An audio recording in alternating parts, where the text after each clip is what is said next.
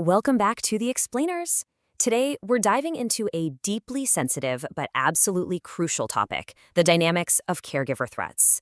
We're going to break down a specific and honestly often unspoken dynamic that pops up in caregiving relationships.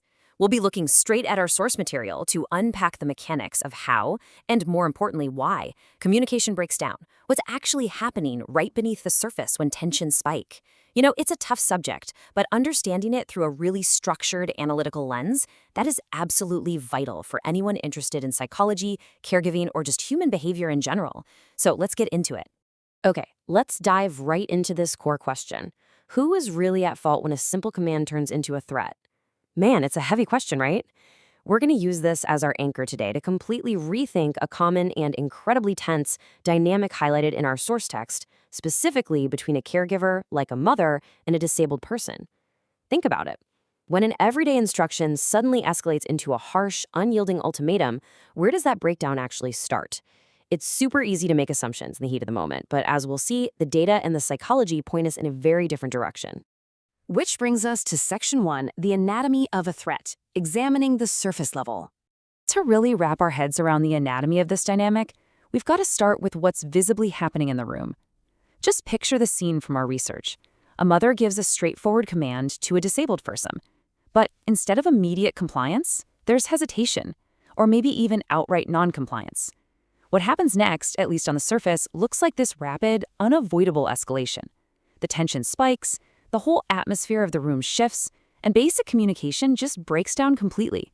Instruction is suddenly replaced by intimidation. And that surface-level escalation, well, it often sounds exactly like this quote right from our source text. Failure to obey will lead to your removal from the room. Wow. Just let the absolute harshness of those words sink in for a second. Notice the formal, rigid language. It's not a request. It's definitely not a negotiation. It's a strict, authoritarian ultimatum meant to force compliance through the immediate fear of a negative consequence.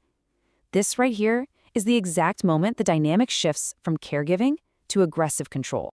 So let's walk through the chronological cycle of how we actually get to that harsh quote, because understanding this progression is key. Step 1, the command is given. This is our neutral starting point, right? Maybe just a simple instruction about a daily task. But when that command isn't followed immediately, boom, we instantly hit step 2. The parent begins to feel intensely stressed and totally overwhelmed. I mean, we've all felt that sudden spike of frustration, but the source points out that adults frequently struggle to process and communicate calmly when they're under this kind of acute, sudden internal pressure. Basically, the brain's stress response kicks in and completely overrides patience and rational dialogue. And because of that overwhelming psychological stress, we land at step 3.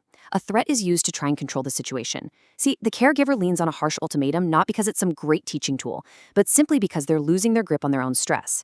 They feel out of control, so they desperately grab for the quickest, sharpest mechanism of control they can find. Moving on to Section 2, the invisible emotional harm, the impact of the reaction. Okay, so we've looked at the mechanical steps of how a threat forms, but now we really need to look squarely at the immediate emotional fallout and the unseen damage inflicted on the disabled person on the receiving end. Because this isn't just about a tense moment in a room, it is about a lasting emotional footprint. Let's break down how this actually feels to the individual.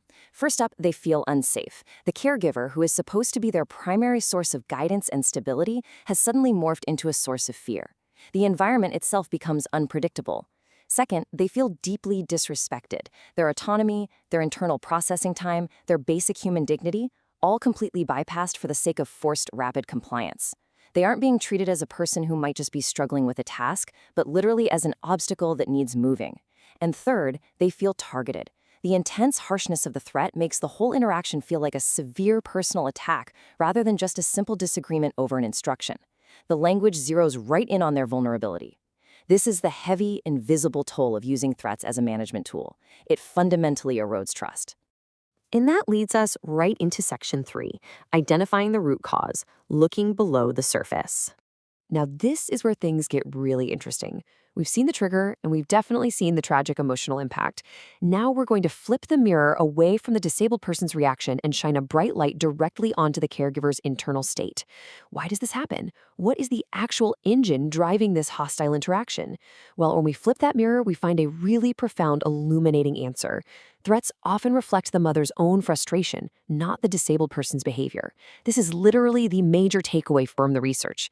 That explosive, harsh reaction, it's actually a mirror reflecting the adult's own internal overwhelm. It's a massive, flashing sign that the caregiver has reached the absolute end of their emotional rope. It is not a direct, measured response to what the disabled person is doing. The threat is really just a symptom of the caregiver's internal distress, masquerading as a behavioral intervention. When we objectively diagnose the whole situation, a really clear contrast emerges. On one hand, we have the perceived issue. In the heat of the moment, when tensions are flaring, it's incredibly easy for the caregiver to place the blame entirely on the disability itself or to focus all their attention purely on the non-compliant behavior. It's the most visible target. But then we have the real issue, and our source text is exceptionally explicit here. The true root cause is the parent's inability to express their emotions in a healthy, respectful manner in that specific moment. The core, undeniable issue is the caregiver's own emotional regulation. The breakdown isn't happening because the disabled person hesitated, it's happening because the adult lacks the tools to process their frustration without turning it into a weapon. This distinction is absolutely paramount because it fundamentally shifts the responsibility of the interaction. It is distinctly and completely separate from the disability itself.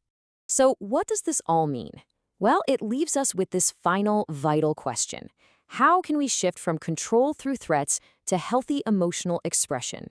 We've unpacked the anatomy of a harsh command. We've seen the deep emotional harm it causes, leaving the person feeling unsafe, disrespected, and targeted.